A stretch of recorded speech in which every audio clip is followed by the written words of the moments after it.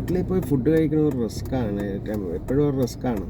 ദുബായിൽ വെച്ച് അവന്മാർ അത് നമ്മുടെ ഫുഡിൽ ഏതാണ്ട് കെമിക്കൽ കലക്കി തന്നു. അത് പിന്നെ റെസ്റ്റോറൻറ്റ് ഫുഡ് എന്ന് പറഞ്ഞ ഒരു റിസ്ക്കാണ്. റെസ്റ്റോറൻറ്റ് ഫുഡ് എപ്പോഴും ഒരു റിസ്ക്കാണ്.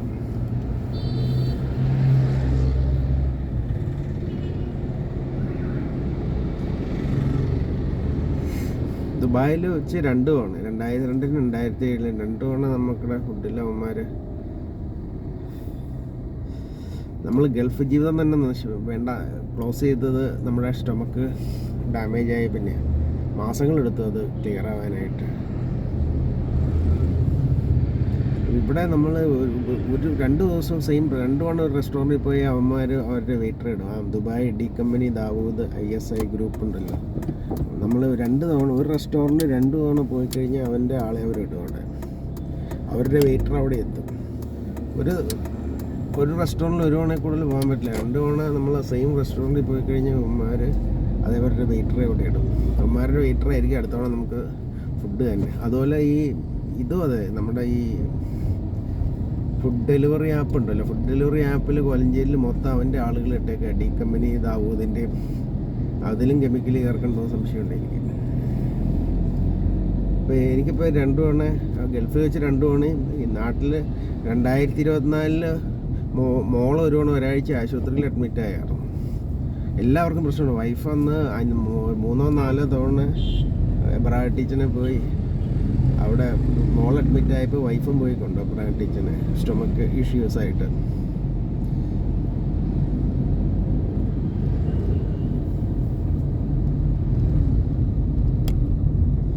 പുള്ളിയന്ന് കുറച്ച് മെഡിസിൻസ് തന്നിട്ട് മാറിയില്ലെങ്കിൽ ഗാസ്ട്രോയിനെ കാണാൻ പറഞ്ഞു. 1-2 തവണ കൗണ്ടറിൽ പോയി ബ്രാഡ് ടീച്ചറെ കണ്ടായിരുന്നു വൈഫ്. മോളെ 1 മാസം ഒരു ആഴ്ച ഹോസ്പിറ്റൽ അഡ്മിറ്റായി ട്രീറ്റ് ചെയ്തു. അത് ലുലുവിൽ നിന്നാണോ കിട്ടിയത് അതെയോ ഗ്രാൻഡ് ഹോട്ടലിൽ നിന്നാണോ കിട്ടിയതെന്നറിയില്ല. ഗ്രാൻഡ് ഹോട്ടൽ ഫസ്റ്റ് ടൈം, അതുകൊണ്ട് അറിയാൻ പാടില്ല. ആദ്യമായിട്ട് ഫസ്റ്റ് ടൈമാണ് ഗ്രാൻഡ് ഹോട്ടലിൽ പോയത്. സാധാരണ ഒന്നിൽ കൂടെ സെക്കൻഡ് ടൈം 1-2 ഒരു പുതുപുത്തൻ ഐഫോൺ സമ്മാനമായി നൽകുന്നു. 1 കൂടുതൽ തവണ ഒരു സ്ഥലത്ത് പോയാലാണ് അവന്മാർ ആളെ ഇടുന്നത്. ഡി കമ്പനിയും പാകിസ്ഥാൻ്റെ ISIയും അമേരിക്കൻ CIAയും പറഞ്ഞ ഗ്രൂപ്പുണ്ട്, അലയൻസ്. അവന്മാർ നമ്മളൊരു റെസ്റ്റോറൻറ്റിൽ 1 കൂടുതൽ തവണ പോയി കഴിഞ്ഞാൽ അവിടെ അവന്മാർ അവരുടെ വെയിറ്റർ ഇടും. എന്നിട്ട് നമ്മുടെ ഇതിൽ കെമിക്കൽ ചേർക്കും ഫുഡിൽ. 2 തവണ എനിക്ക് കിട്ടി. നാളെ കിട്ടിയത് നമ്മുടെ ആസ്റ്റർ മെഡ്സിറ്റിക്കാരെന്ന് പറഞ്ഞാൽ അവന്മാർ ആളുകളുടെ ഇന്റേണൽ ഓർഗൻ ഡാമേജ് ചെയ്യും. അവരുടെ റെസ്റ്റോറൻറ്റ് ഉണ്ടല്ലോ, അതിൻ്റെ പേരിന് പാരഗൺ ഇൻ്റർനാഷണൽ കെമിക്കൽ ഇട്ട ആളുകളുടെ എല്ലാ സാധനങ്ങളും ഹാർട്ട്, ലിവർ, ലങ്സ്, കിഡ്നി എല്ലാം ഡാമേജ് ചെയ്തിട്ട് അത് ട്രീറ്റ് ചെയ്യും. അതാണ് അവരുടെ മെയിൻ പരിപാടി. ആസ്റ്റർ മെഡ്സിറ്റിയിൽ ആ പാരഗൺ റെസ്റ്റോറൻറ്റിൽ വെച്ചാണ് കഴിഞ്ഞ തവണ നവംബർ 3-ാം തീയതി അവന്മാർ കെമിക്കൽ ഇട്ടത്. അവിടെ പക്ഷെ 4 തവണയാകും പോയി. അതൊരു ഭയങ്കര മണ്ടത്തരമായി പോയി. 4ാമത്തെ തവണയാണ് നമുക്ക് പണി കിട്ടിയത്. 4 തവണ പോയപ്പോഴത്തേക്ക് അവന്മാർ അത് കുറേ കൂടെ ആൾ കിടക്കണ്ടല്ലോ മൊബൈൽ ഫോണുമായിട്ട്. അവന്മാരത് കണ്ടുപിടിച്ച്, അല്ലെങ്കിൽ അവന്മാർ നമ്മുടെ മൊബൈലിൽ ഹാക്ക് ചെയ്ത് കയറുണ്ടാവും. ലൊക്കേഷൻസൊക്കെ കിട്ടുന്നുണ്ടാവും അവന്മാർക്ക്, പോകുന്ന ലൊക്കേഷൻസൊക്കെ. ഈ അമേരിക്കൻ CIA ഒക്കെ ഉണ്ടല്ലോ, അപ്പോൾ അവന്മാർക്ക് അറിയാനൊന്നും വലിയ ബുദ്ധിമുട്ടുണ്ടാവില്ല.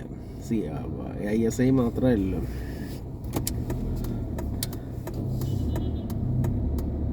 അപ്പോൾ അത് കണ്ടുപിടിക്കാൻ വലിയ ബുദ്ധിമുട്ടൊന്നും ഉണ്ടാവില്ല. അപ്പോൾ അവന്മാർ നമ്മൾ ആദ്യത്തെ തവണ ഇപ്പോൾ ഒരു ന്യൂ റെസ്റ്റോറൻറ്റിൽ പോകുമ്പോൾ അവന്മാർക്ക് ഒരു ഐഡിയ ഉണ്ടാവില്ല നമ്മളവിടെ വരുമല്ലോ എന്നുള്ളത്. കാരണം എറണാകുളത്തെ ഏതാണ്ട് 1000-1500 റെസ്റ്റോറൻറ്റ് ഉണ്ട്. അല്ലെങ്കിൽ പിന്നെ എല്ലാ റെസ്റ്റോറൻറ്റിലും അവർ ആളെ ഇറങ്ങും. ഒരു തവണ അവർ റെസ്റ്റോറൻറ്റിൽ പോയി കഴിഞ്ഞാൽ പിന്നെ 1-2 തവണ പോയി കഴിഞ്ഞാൽ അവരുടെ ആളെ അവിടെ എങ്ങനെയെങ്കിലും പ്ലാൻ ചെയ്യും. ഒരു വെയിറ്ററെ അവർ പ്ലാൻ ചെയ്യും ടെമ്പററി ആയിട്ട്. എന്നിട്ട് അയാളെ കൊണ്ട് എങ്ങനെയെങ്കിലും 1-2 പേരെ വിട്ടറെ പ്ലാൻ ചെയ്യിക്കും.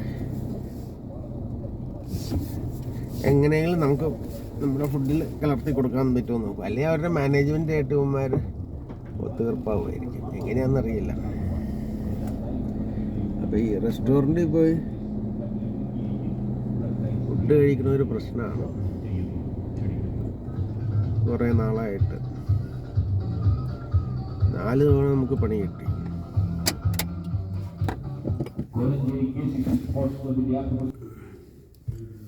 അപ്പോൾ റെസ്റ്റോറൻറ്റ് ഇപ്പോൾ ഫുഡ് കഴിക്കുന്നത് ഒരു പ്രശ്നമാണ്, അത് വലിയൊരു ഇഷ്യൂ ആണ്.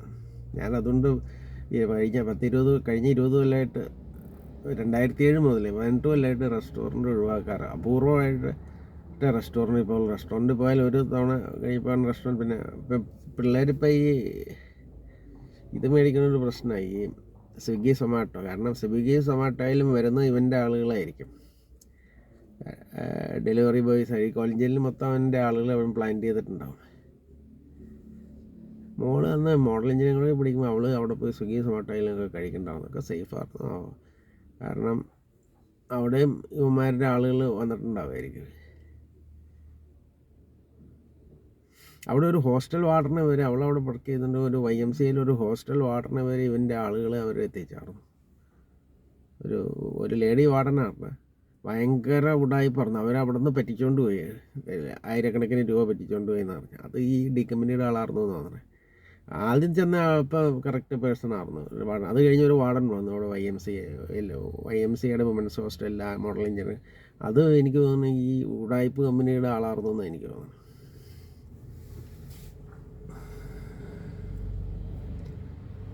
ഈ യുവന്മാരെല്ലായിടത്തും എത്തും. നമ്മൾ എവിടെ പോയാലും അവിടെ പറന്നെത്തുക യുവന്മാർ.